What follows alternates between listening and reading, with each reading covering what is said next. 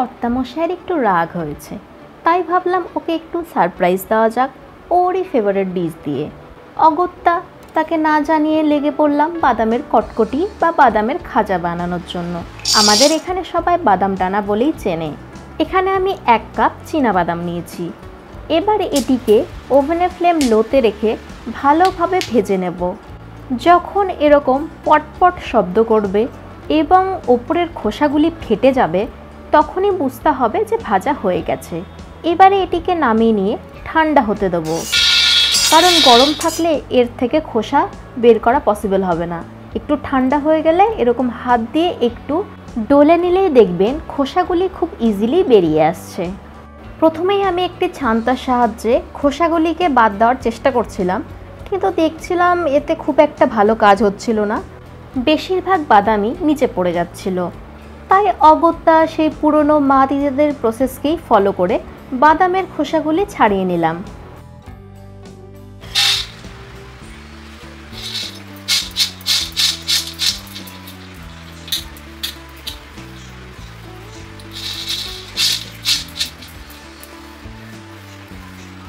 দেখুন বাদামের খোসাগুলি খুব সুন্দরভাবে বাদ দেওয়া হয়ে গেছে। এবার এটিকে সাইডে রেখে দেব। এখানে আমি একটি বড় সাইজের প্লাস্টিক নিয়ে নিয়েছি, যার মধ্যে একটু ঘি নিয়ে ভালোভাবে মাখিয়ে নেব।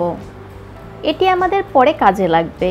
অন্যদিকে কড়াইতে বাদামের সমপরিমাণ অর্থাৎ 1 কাপ পরিমাণ আখের গুড় নিয়ে ওর মধ্যে 2 চামচের মতো জল দিয়ে দেব।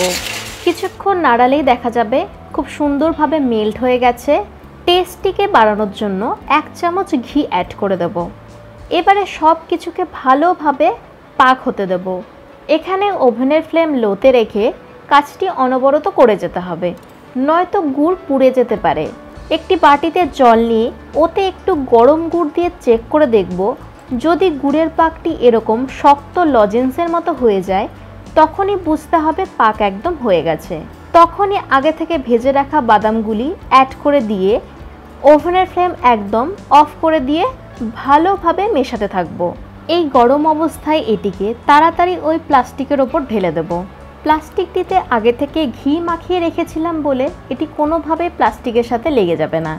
একটি চামচের সাহায্যে ওপর থেকে যতটা সম্ভব সমান করে দেওয়ার চেষ্টা করব। হাত দিয়েও একটু প্রেস করে সমান করে দেব। এবার একটি বেলুনির সাহায্যে বেলে নেব।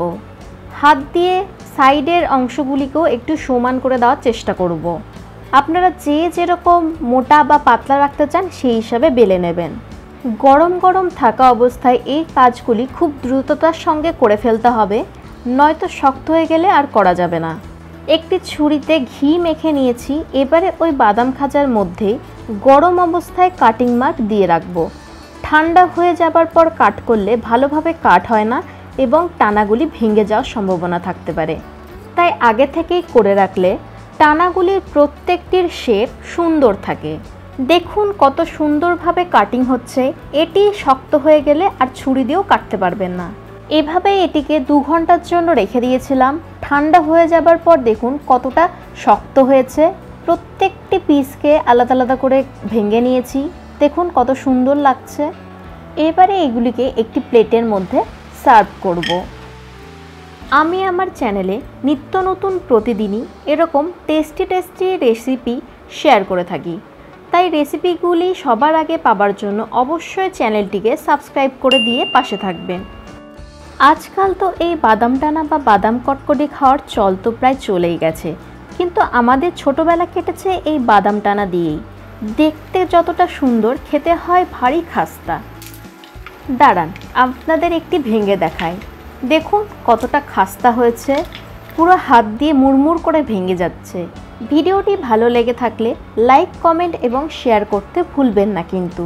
ভালো থাকবেন, সুস্থ থাকবেন। আবার আসবো নতুন একটি ভিডিও নিয়ে। বাই দ্য ওয়ে, আমি চললাম আমার কর্তামশাইকে সারপ্রাইজ দিতে। Tata, bye bye.